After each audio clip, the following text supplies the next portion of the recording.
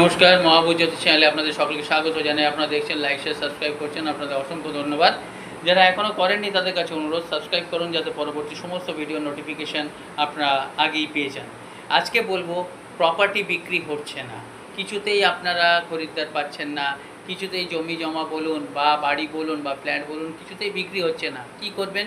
তেজপাতা নেবেন, তেজপাতার সঙ্গে ফুলওয়ালা লবঙ্গ নেবেন এবং কর্পূর নেবেন, নিয়ে হাতে নেবেন।